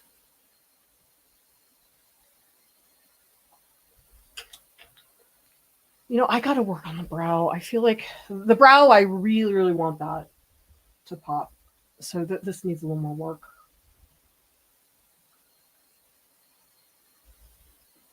Because this is critical to this piece. So there, you can see I smudged it, but then I go back in with the eraser and articulate some more. So it's sort of rare that I will put down a stroke and just leave it. Usually there's some shift. And up here, I want to blend a little more, but this is going to be really harsh. So that's another thing you can think about is how does a line or a mark change? Maybe the mark is very crisp at first, and then maybe it becomes very harsh or it gets wider. Because I think the whole thing about lines is you just don't want to let a line stay too much the same for too long.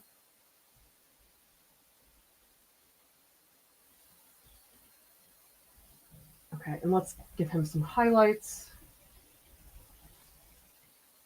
It's probably too light. Let's make it a little darker.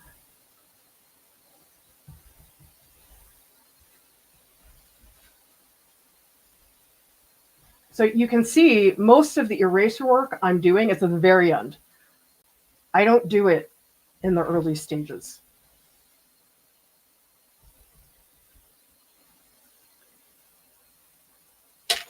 Some charcoal pencil work to clean up some of the edges.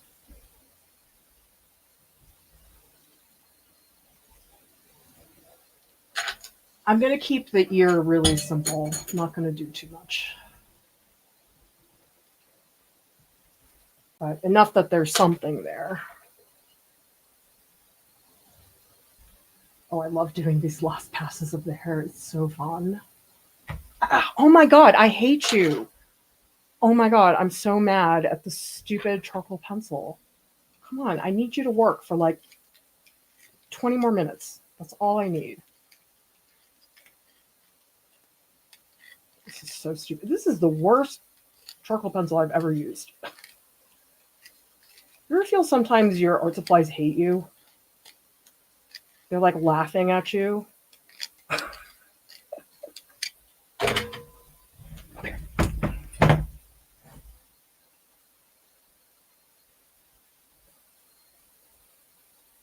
So oftentimes, the charcoal pencil marks, they're too harsh.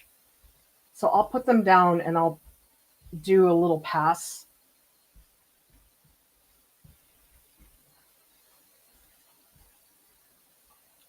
The eraser stick is really good for creating tension. I do want to give his eyebrow a little more texture.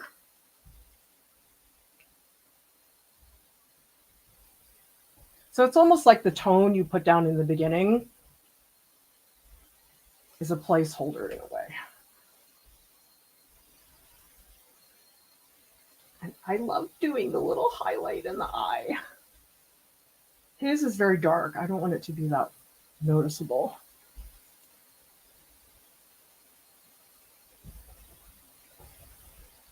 Getting rid of some edges.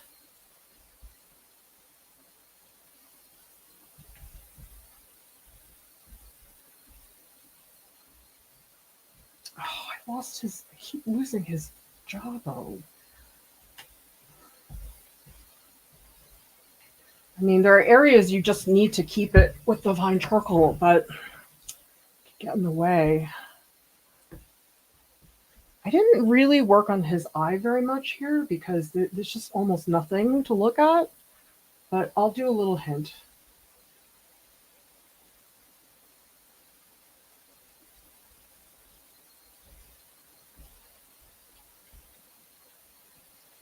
That left eye is not that critical. The other eye is much more important. So I'm not super worried about it. Okay, time to work on his mustache. Oh my God, I hate this charcoal pencil. This is just the worst. But I can't use the other one because the other one's like the wrong color. You know, maybe it's me. Maybe I'm pressing too hard. Maybe if I just have a lighter touch, it won't die on me so much. This is so stupid. Like a quarter of the stream is me sharpening a charcoal pencil.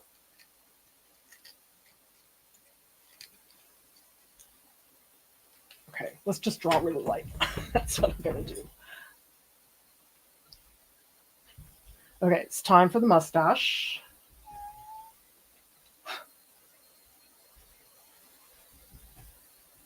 Okay, I officially...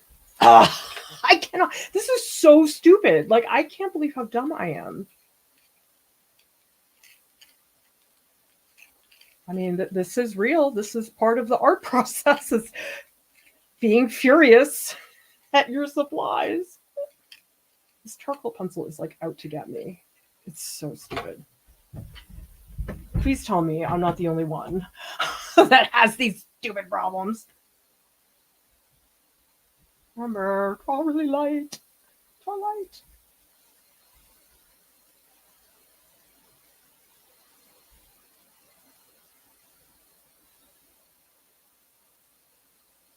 Oh, I feel like the lips, they got super mushy.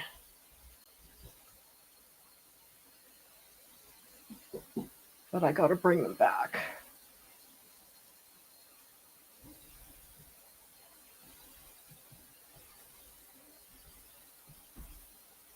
Okay, that's a little bit better. Let's do the beard.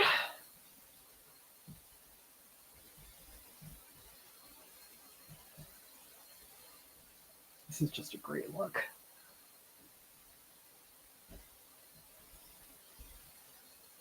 Oh, I need to fill this. It's funny. It's like there's so many things you notice because you're like, I'm going to finish it. And then along the way, you're like, oh my gosh, I did not work on this.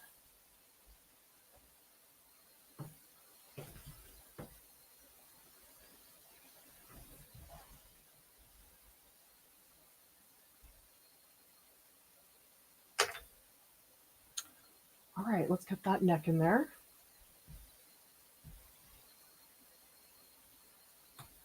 Bring back stupid jawbone, which hates me. Everything hates me. All my art supplies, my drawings, they all hate me. Like there's some vendetta against me today.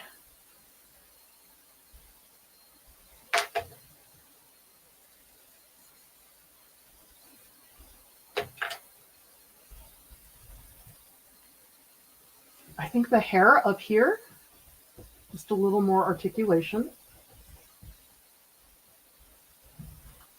It's getting there. I feel like I'm losing the left eye a bit.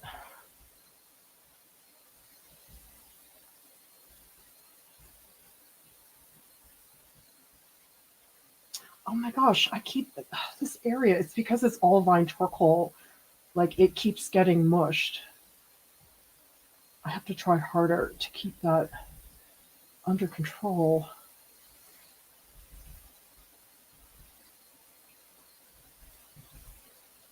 I hope Ricky reposts. Has anybody here tried to get a celebrity to repost something? Because that's my new goal in life.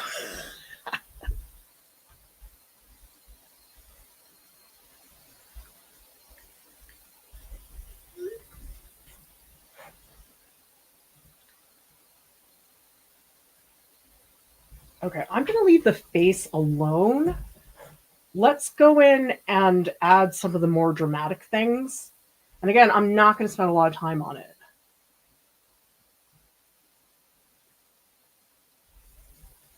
I'm going to do some pretty strong strokes. Oh, and actually we need to add his necklaces. That's going to be a big mess of marks. I'm not going to try to make it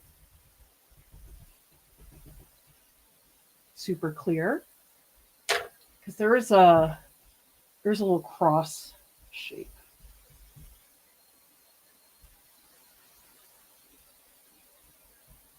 I'm just going to hint at it. I'm not going to try to really draw a lot. But he does have a really nice shadow that comes in here. And I'm just going to block in really quick strokes just to indicate that there's some texture, but not much beyond that. Remember, we're trying to channel John Singer Sargent today. I don't know if that's a very good way to approach things. So I'm just saying to myself, okay, Clara, what would John Singer Sargent do?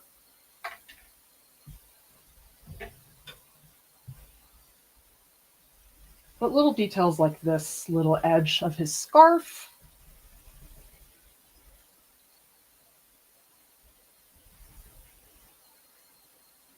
Again, there's very little accuracy in here, but I'm just trying to capture the essence of all the textures that are in here.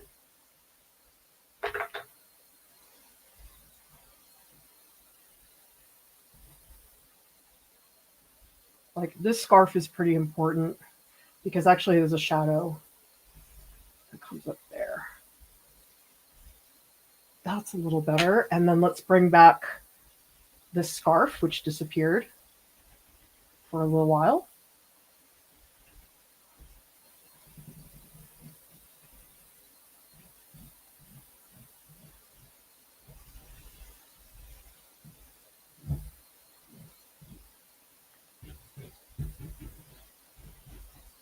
So to me, this is the stage where I'm just letting it fly. It's like, bleh.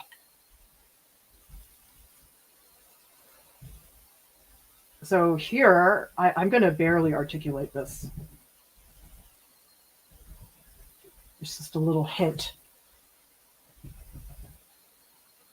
And same thing here with that design. I'm just seeing just these strokes.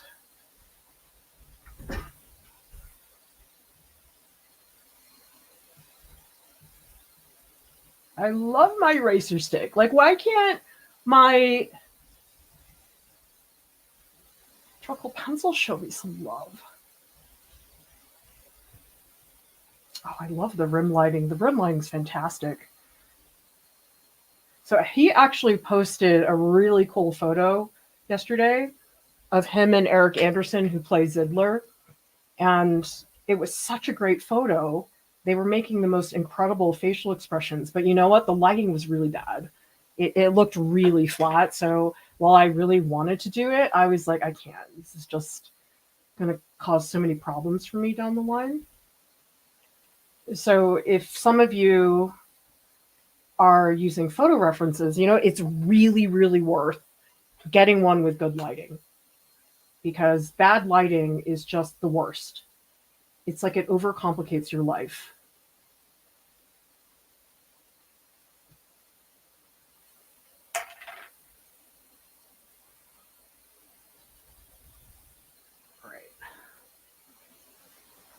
I lost the crease. So that's the thing, is when you're working on a drawing is you're going to lose things. There are things that just get smudged or just are not as present.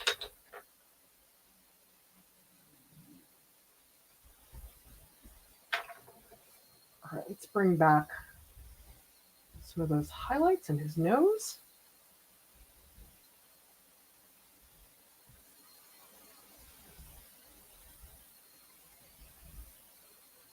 Because I lost a lot of those. Yeah, all the gray tones, they're all blown out because of my webcam. So you can all join me in the Discord after and I'll post it there so you can see what it really looks like.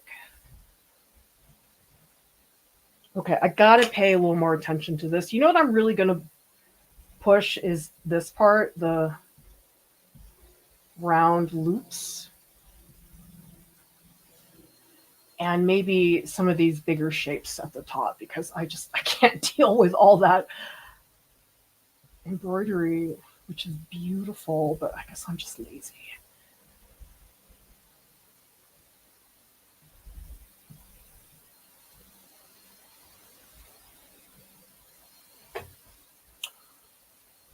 And you know something, a little bit of that background. That's easy. I think I'll just, it's sort of like these quick little, I think it must be from like the big heart stage thing. It doesn't have to be accurate, but I just need something to fill the space so it doesn't feel so empty. So even just these little strokes, I think, can be helpful. I don't know. Maybe I don't like that. Who knows?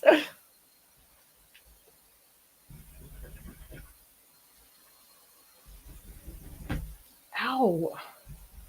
I think I'm pressing way too hard on everything.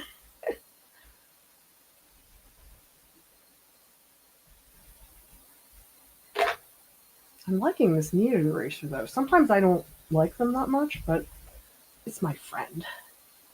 Unlike some other drawing supplies. A tiny touch.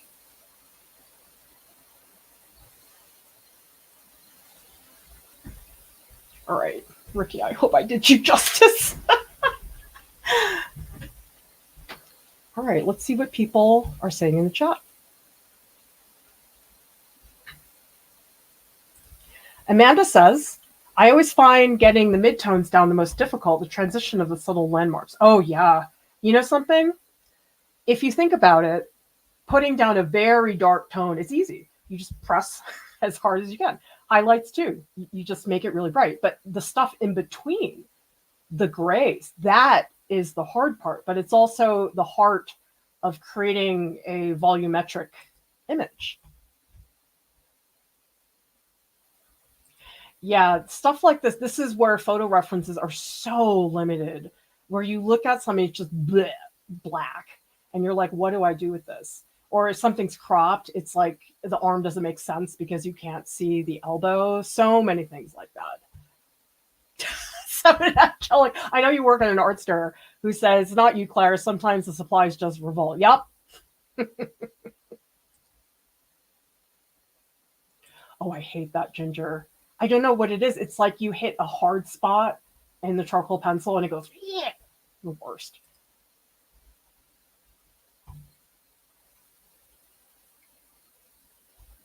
Cassandra says, maybe why some artists just use the compressed sticks. Yeah, I mean, you can use those, but the thing is, they'll never be as sharp or as precise as a charcoal pencil. So I don't use a charcoal pencil a lot, but I mean, how would I ever do his mustache? By the way, his mustache needs to be taller. Let's just, for emphasis. Ah, that's better. That's like the eyebrow. I like extended it half an inch and it looked better. Janet says, for me to draw something gestural, I do the sketching part really fast, so it looks like a sketchy mess in the beginning, but then I draw slower afterwards. Yeah, that's similar to what I do, because those really dramatic marks, you can't do them at the beginning because you're going to lose them. Yeah, I might go back and spend some more time on the jacket because the jacket's amazing. And it is such a big part of this. So this is a little looser than I'd like it to be. All right, everybody, I hope you can join me in the Discord. I will post a better photo of this portrait there. And if you drew along, I'd love to see what you made. Check out our Patreon group. We have so much fun in there. You get to share your art and chat about anything you want during weekly voice sessions with staff. And you get lots of support and substantial critiques from me. I don't do critiques in the public forums. And most of all, you find support in a small group of artists. The people who are in the Patreon group are really invested in each other's progress. It's so nice. It's a total two-way street. There's no post and run. Art Prof has services. We have artist calls, portfolio critiques, statement editing, and personal art curriculums. Everybody, thank you so much for watching. We'll see you next time. Bye.